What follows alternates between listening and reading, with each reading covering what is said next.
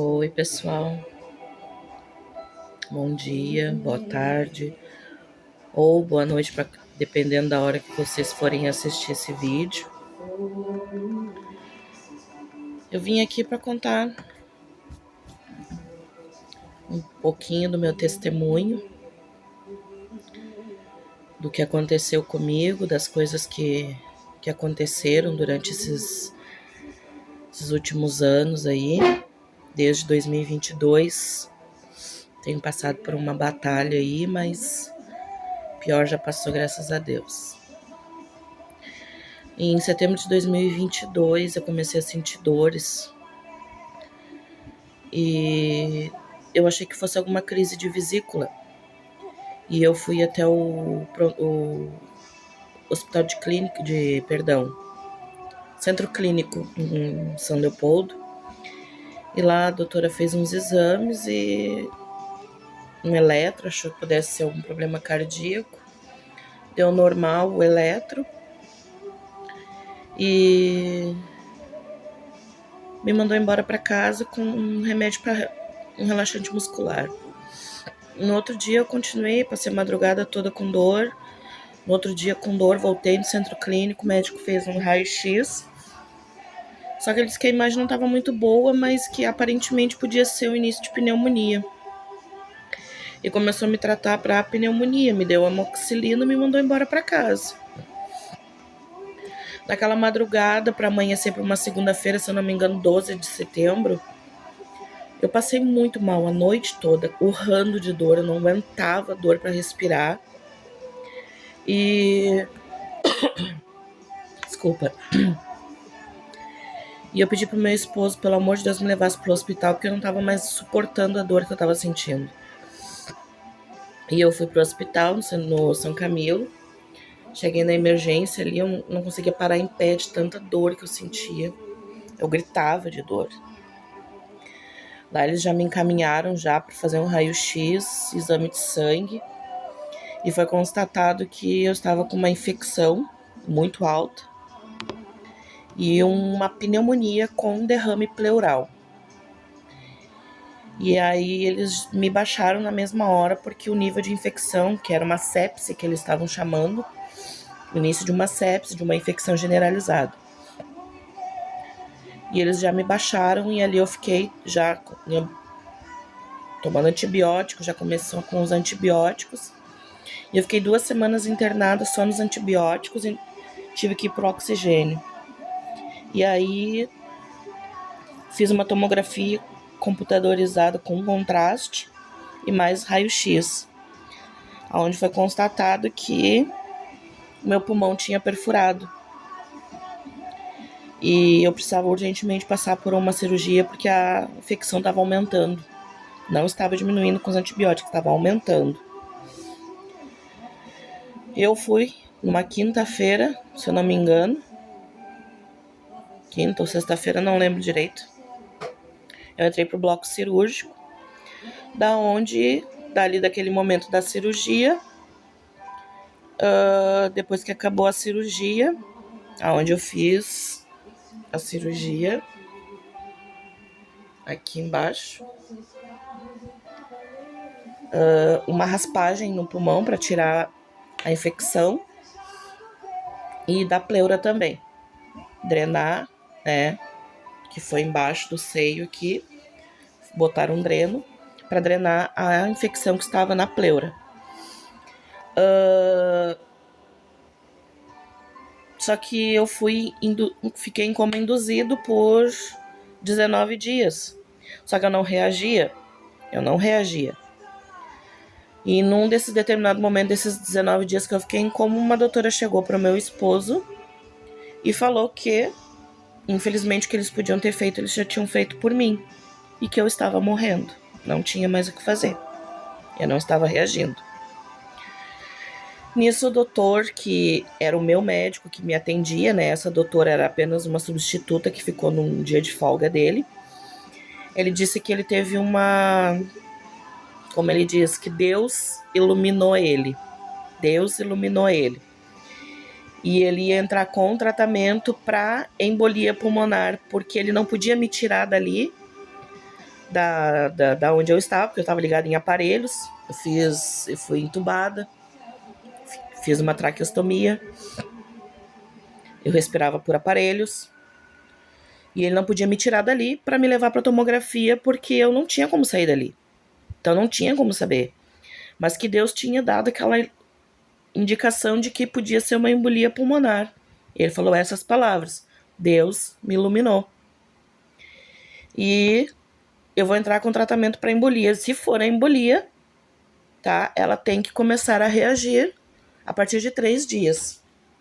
E assim ele entrou com o tratamento para embolia e eu comecei a reagir, né? Os dias foram passando e eu comecei a reagir. Saí do coma, depois de 19 dias saí do coma, né?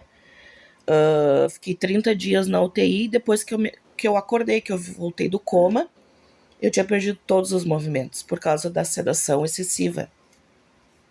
O excesso de sedação para me manter em coma fez com que eu desenvolvesse uma doença neurológica, que agora eu não vou lembrar o nome, e eu perdi todos os movimentos. Todos. Eu não mexia nada. Nada, nada, nada. Eu não conseguia nem sequer equilibrar o meu pescoço.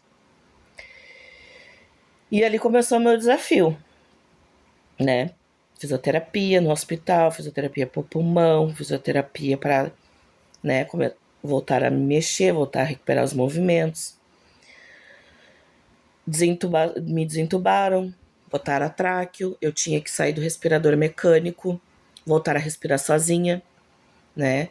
E ali eles começaram uma hora sem o respirador mecânico, eu tinha que depois ficar 2 horas sem o respirador mecânico, depois eu tinha que ficar o máximo de tempo possível sem o respirador mecânico, e eu teria que concluir 24 horas sem o respirador mecânico, respirando sozinha, para que eles tirassem a tráqueo e o respirador mecânico. Consegui, fiquei 30 dias na UTI, saí da UTI com a tráqueo ainda, mas com a cânula metalizada, aquela de metal. Fui pro quarto e ali, né, fiquei 69 dias internada no hospital. Entre exames, fisioterapia, fonoaudióloga, porque eu estava com sonda alimentar, eu estava com sonda para urina, eu estava usando fralda, porque eu fazia tudo em cima da cama, eu não saía de cima da cama. E quando eles tiraram a sonda alimentar, eu tinha que aprender a me alimentar de novo, para não me afogar, para não me engasgar, para que não fosse líquido ou qualquer coisa pro pulmão. Aí me chamaram a fono. Para vocês terem noção que um dia meu esposo foi me dar uma bolachinha para mim comer. Quando ele botou a bolacha na minha boca, eu não tinha força de morder. Eu não tinha força, não tinha pressão nos dentes para conseguir morder uma bolacha. Ele tinha que me dar tudo na boca. A água eu pedia, ele me dava água com um canudinho na boca. Quando veio o alimento pastoso, assim, bem líquido, assim, o alimento pastoso, para mim, ele tinha que me dar tudo na boca, porque eu não conseguia pegar um garfo, eu não conseguia segurar um copo, era tudo na boca. Era ele que escovava meus dentes. E quando fechou 69 dias, eu fui melhorando, sem contar que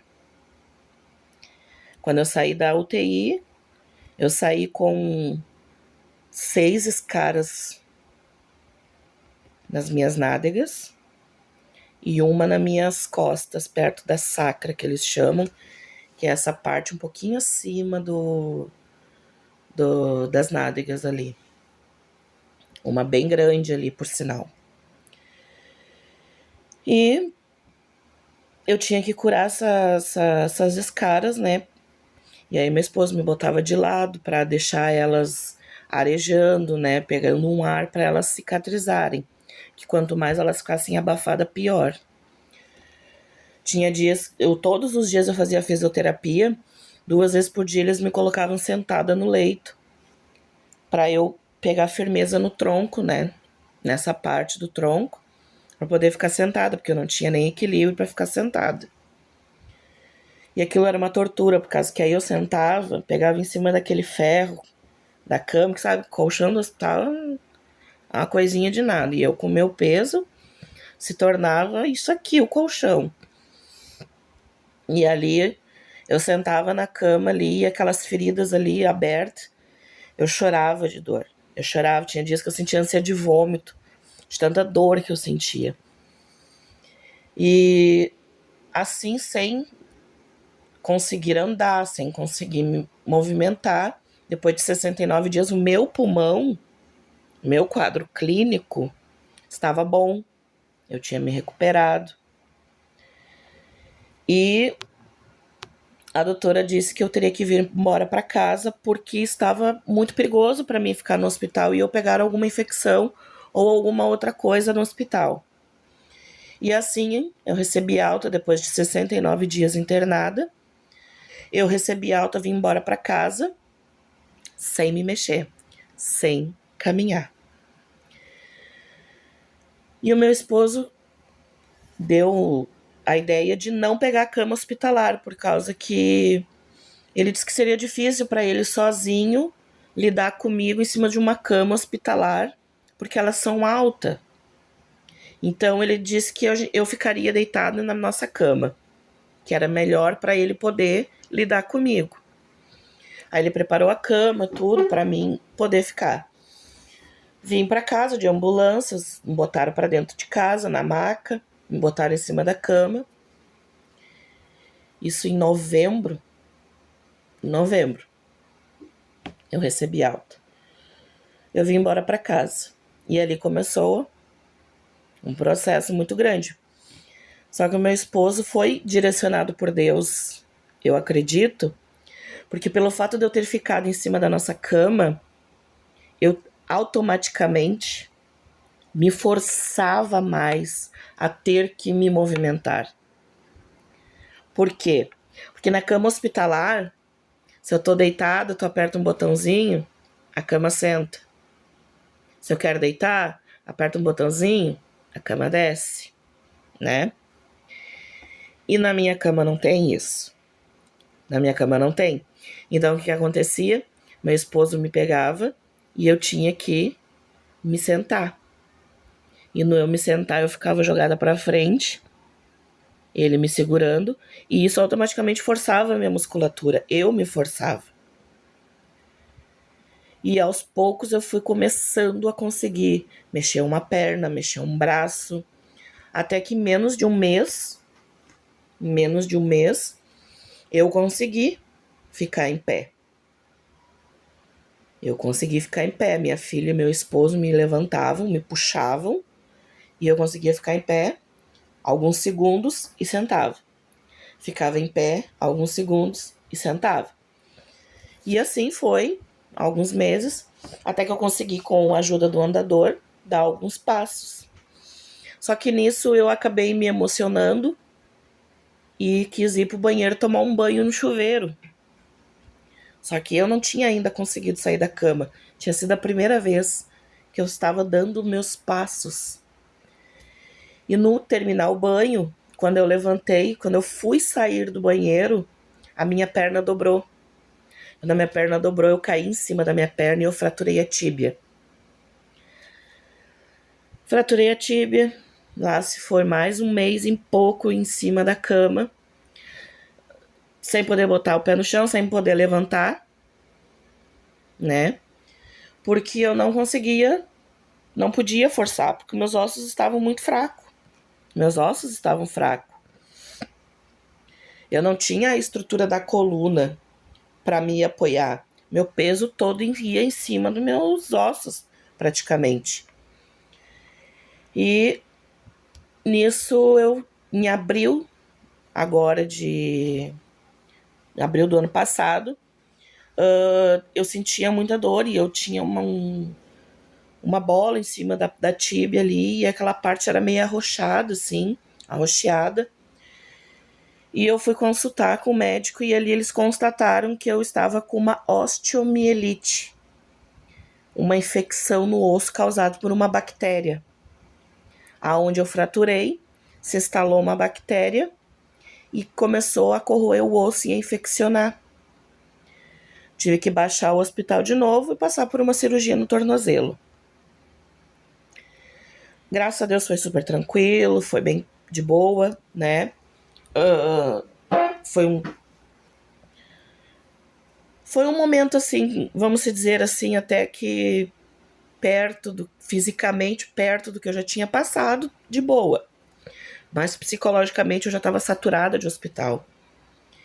E aquilo acabou comigo psicologicamente, mas fisicamente não tinha sido nada perto do que eu tinha passado.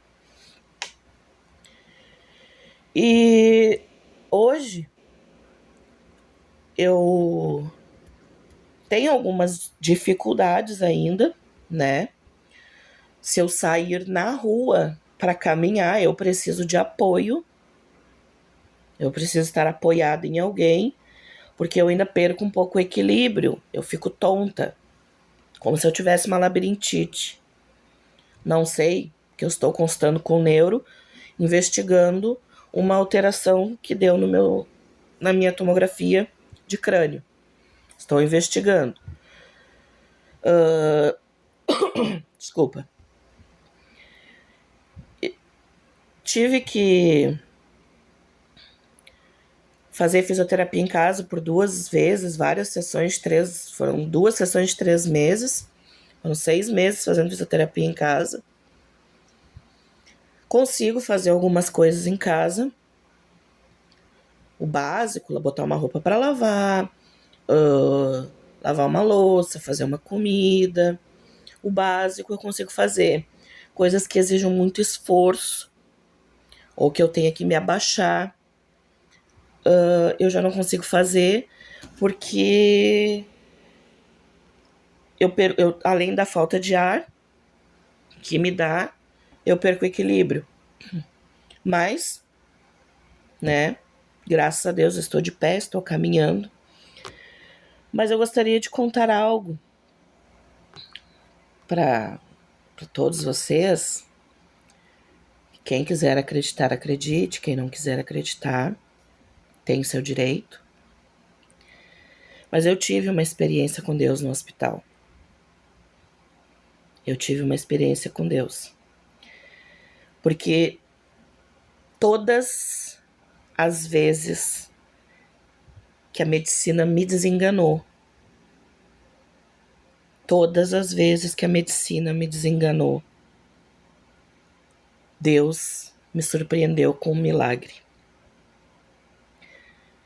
Primeiro milagre, quando os médicos disseram para mim que o meu esposo e eu não podíamos ter filhos. Hospital de Clínicas, equipe de ginecologista do Hospital de Clínicas, Dr. João, eu nunca vou esquecer o nome dele, disse para mim: infelizmente, a senhora nunca vai poder ser mãe. Isso em abril de 2008. Abril de 2008. Em agosto de 2008, eu estava grávida da minha primeira filha. Em junho de 2008, meu esposo teve um sonho que um ser dizia para ele: esse problema que tu tem aí, tu não tem mais, porque eu te operei. E diz que ele olhava para as partes dele, ele via como cicatrizes de uma cirurgia com os pontos assim. Em agosto eu já estava grávida da minha filha. Hoje a minha filha tem 14 anos. E eu tenho mais um filho que vai fazer 11 anos. Eu tenho um casal de filhos. A segunda vez que a medicina me desenganou, quando aquela médica disse: não temos o que fazer, infelizmente, ela tá morrendo. O médico disse pro meu esposo: a médica disse: ela tá morrendo. Eu estou aqui contando esse testemunho para vocês. Terceira vez que a medicina errou. Eu levaria de 6 meses a 1 ano para ficar em pé. Depois que eu saí do hospital, depois de 69 dias, em menos de um mês, eu estava em pé. Em um mês que eu saí do hospital, eu dei os primeiros passos. Porque o médico, a medicina, eles sabem daquilo que eles estudam e do diagnóstico daquilo que eles veem fisicamente. Mas o médico dos médicos, ele enxerga além. Foi ele que criou isso aqui. Ele conhece cada célula do meu corpo. Ele sabe quantos fios de cabelo eu tenho na minha cabeça. Ele sabia da minha vida, ele sabia da minha condição. E o que eu queria contar para vocês da minha experiência. Eu sou muito apegada nos meus filhos, demais. Demais. E eu sempre disse para Deus, sempre pedi para Deus, que o que me segura nessa terra, claro que é a vontade dele, mas é os meus filhos, que eu quero ver eles encaminhados na vida. Eu quero concluir essa etapa de encaminhar eles na vida. E quando eu estava em coma, eu vi um lugar. Eu não sei muito bem descrever para vocês, assim, porque isso é uma coisa que tá aqui, na minha cabeça. Mas na minha percepção era o céu. Lógico que não era o céu. Se fosse o céu, eu não estaria aqui. Mas algo que Deus revelou para mim, na minha percepção naquele momento, era o céu. Eu interpretava como céu.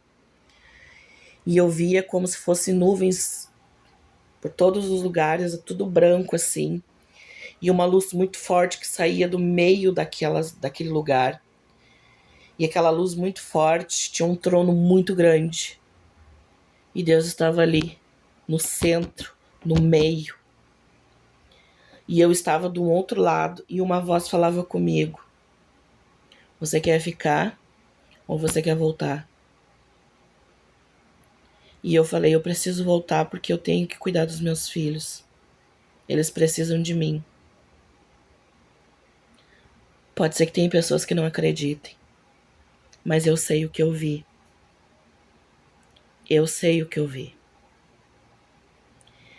E esses dias eu encontrei um testemunho de uma menina que estava dormindo e teve uma visão do céu. E esse vídeo foi postado há alguns dias atrás e pelo pastor Antônio Júnior.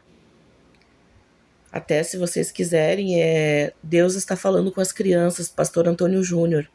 Vocês procurem esse vídeo.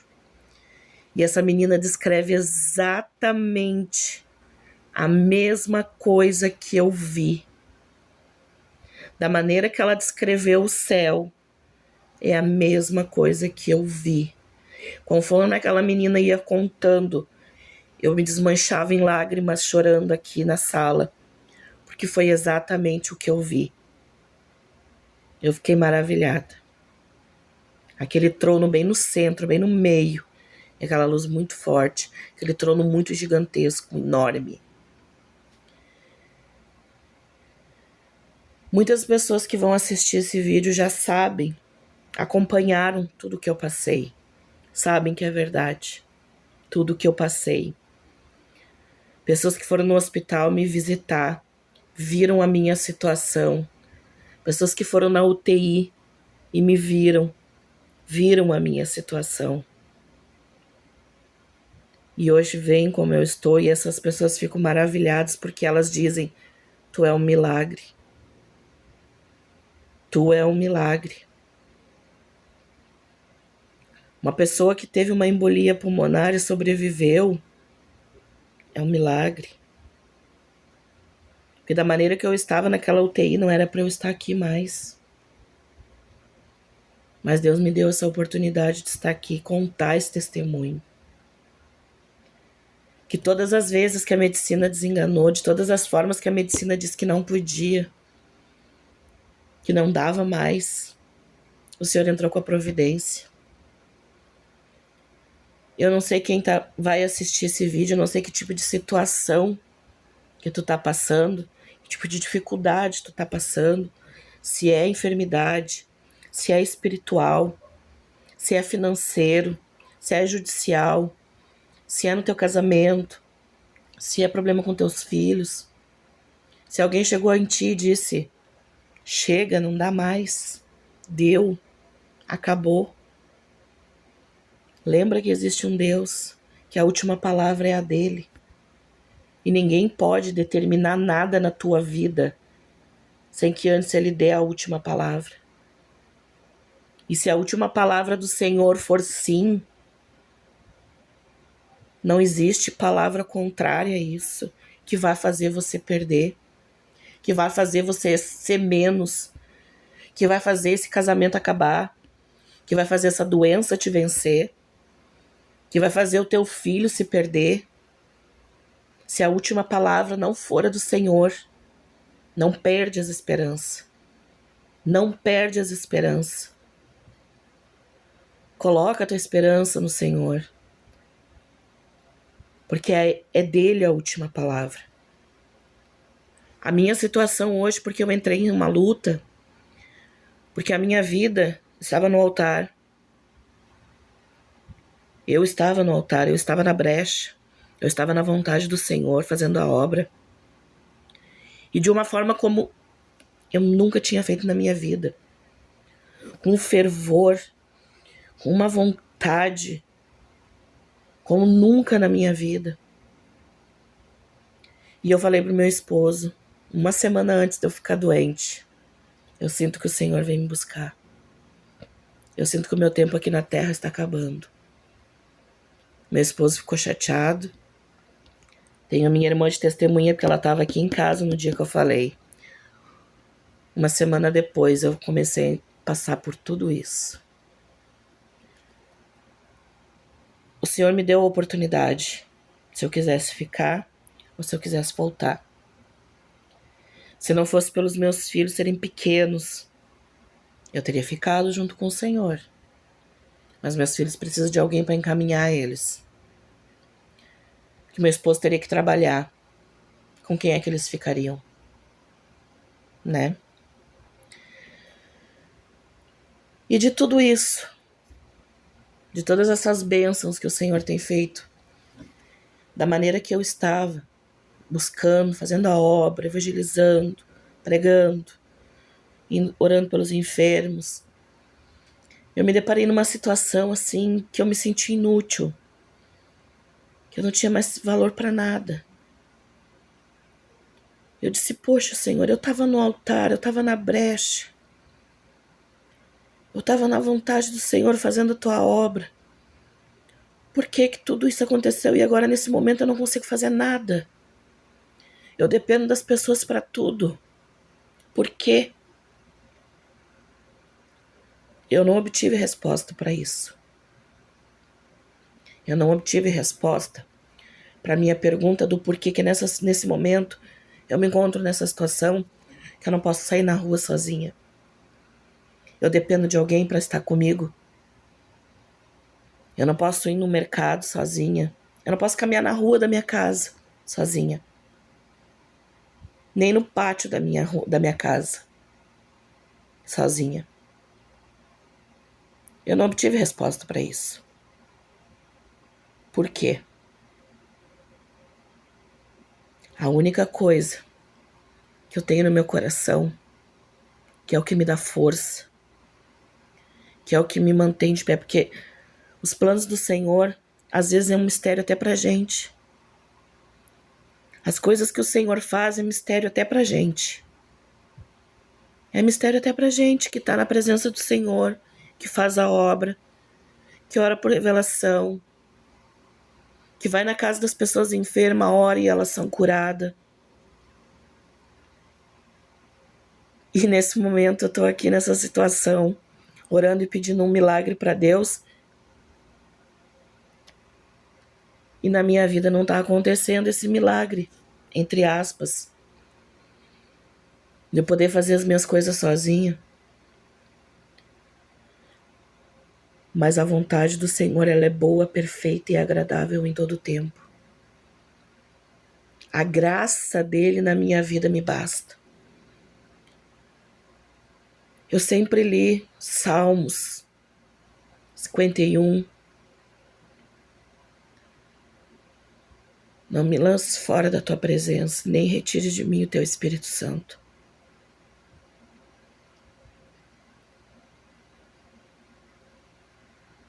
É a pior coisa que existe na vida de um cristão.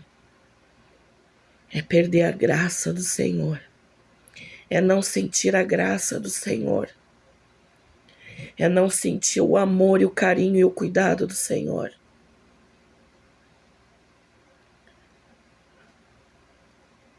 As dificuldades, as deficiências físicas, elas não podem abalar a minha saúde espiritual. Porque aonde a minha saúde espiritual estiver forte, firme, saudável, a carne é só uma matéria que vai se desintegrar no pó. A carne é só uma matéria que a terra vai se desfazer. Os bichos vão comer. Mas o espiritual é eterno e permanecerá para sempre. E é isso que eu preciso manter saudável. É a minha vida espiritual. Se eu não puder ir até ali a rua caminhando sozinha, eu consigo dobrar o meu joelho e orar sozinha. Eu consigo ler a Bíblia sozinha. Eu consigo fazer a minha oração sozinha. Porque eu sei que eu estou cuidando do que é mais importante. Da minha alma. Da minha alma. E eu peço para que quem quer que esteja escutando esse testemunho, não fica triste. Não fica triste se a tua carne está doente. Se o teu corpo está enfermo. Porque o que tiver que ser, vai ser, independente da situação. Cuida da tua vida espiritual, cuida da tua alma, que é o mais importante. Paulo orou 3 vezes, pedindo para Deus retirar aquele espinho na carne dele. E Deus disse: Paulo, a minha graça te basta. A minha graça te basta. É o que tem que bastar para nós, é o que a gente tem que entender. Que a graça de Deus é o que basta na vida da gente. Sentir a presença do Senhor, ser abraçado pelo Espírito Santo de Deus. É isso que vale a pena. É isso que importa. Que Deus abençoe todos vocês, amém?